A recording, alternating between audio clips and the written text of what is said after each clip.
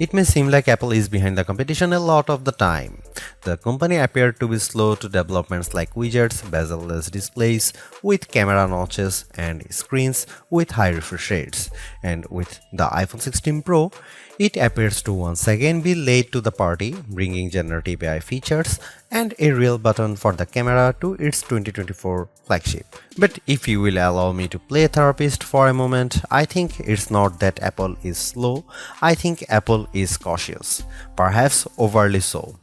Caution on its own isn't a bad trait, in fact, it could be considered thoughtful rather than rushed to the cutting edge with its peers. Apple delivers, usually finding a slightly different approach that is often an improvement on what's out there.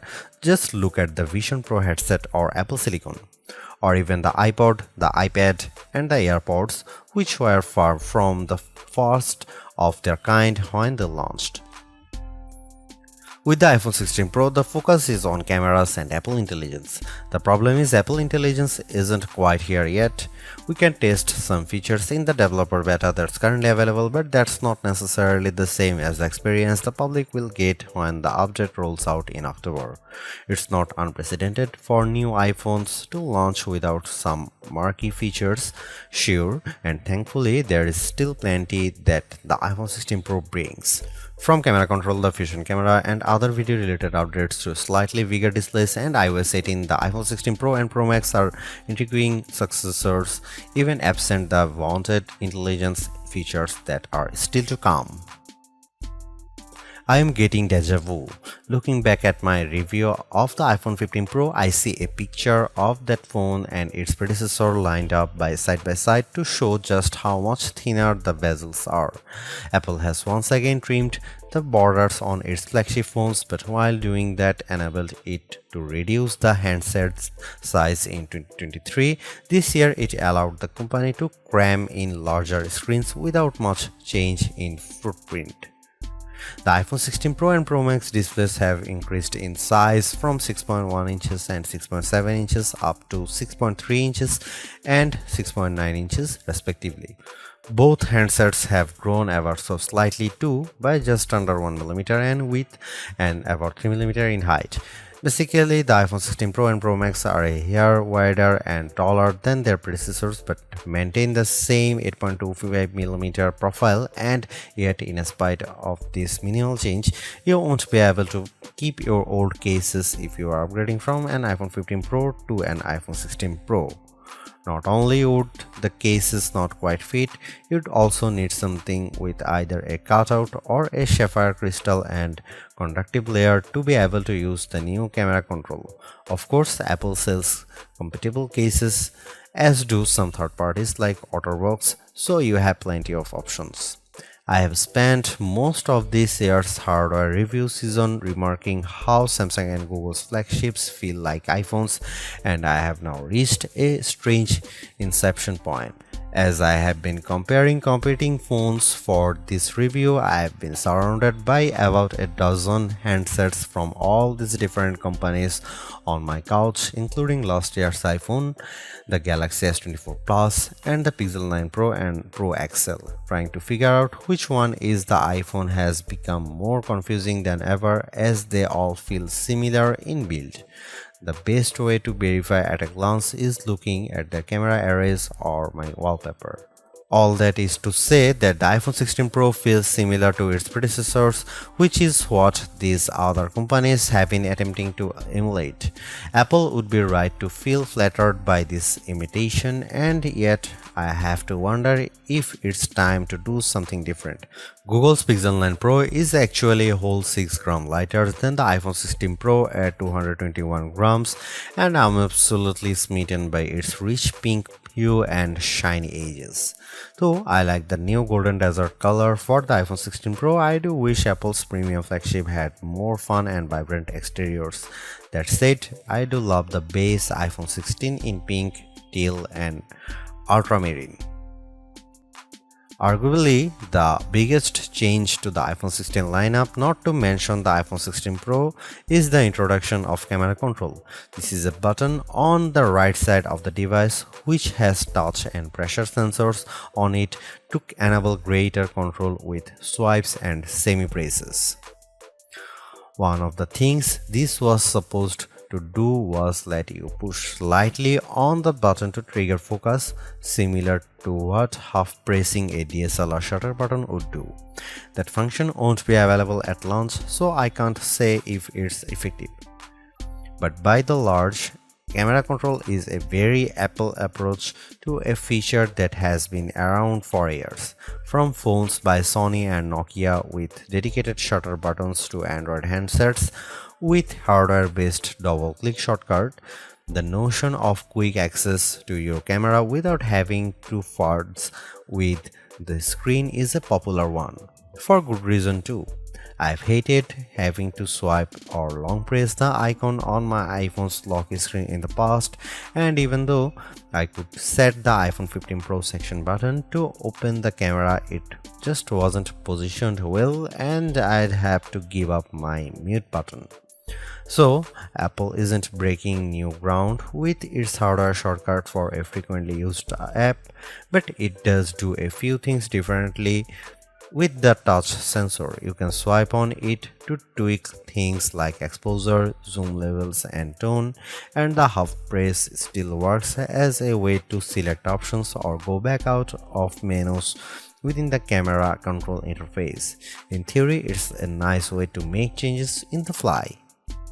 In reality, there are a few issues and they largely have to do with placement.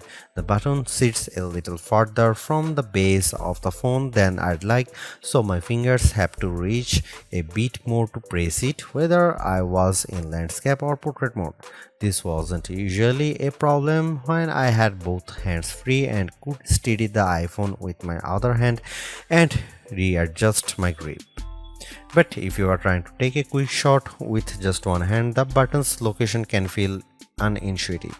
Of course, everyone has different finger lengths and ratios, so it's entirely possible that other people find this logical.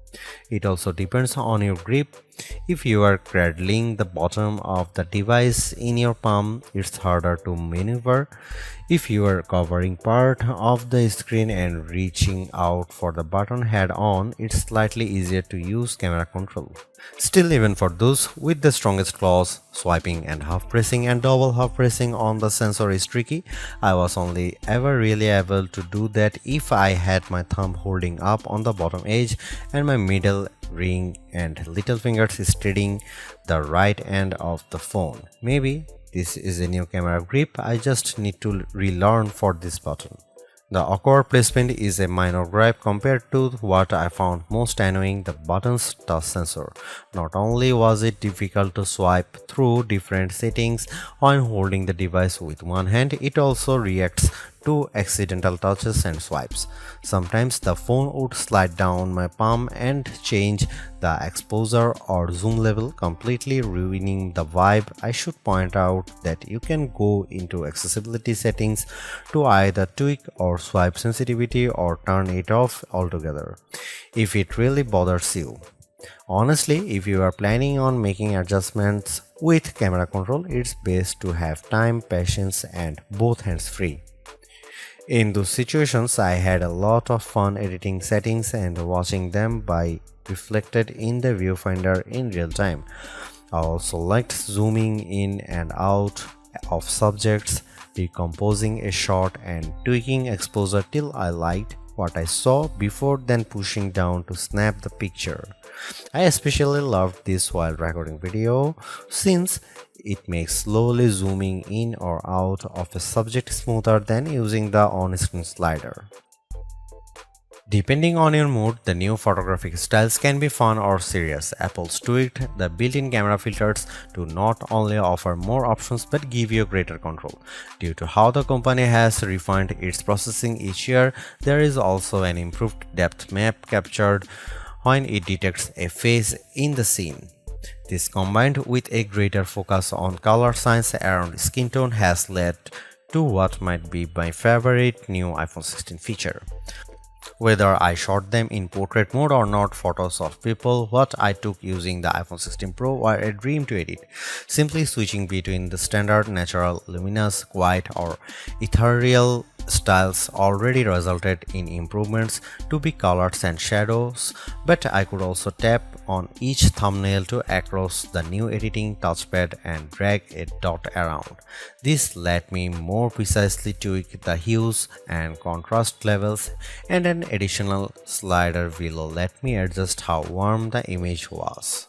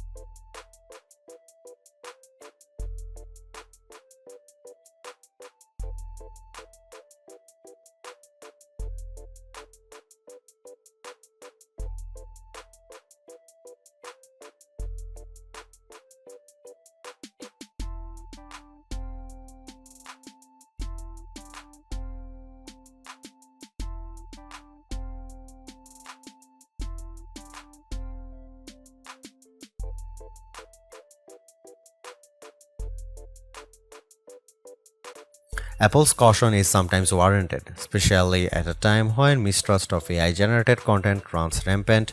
The company taking its time to get Apple Intelligence right is understandable, but its deliberation doesn't always lead to winners. While I appreciate the attempt to differentiate camera control with the touch sensor for more versatility, I am not yet convinced on its usefulness. The good news is, and I cannot stress this enough, you have the option to tune it to your liking, and that's the theme I'm seeing in recent Apple features that hint at more thoughtfulness than usual. If you don't like something or if something isn't right for your needs, you can adjust or disable it. In iOS 18, you have greater control over your home screen's app layout and can pin custom collections for easier reach.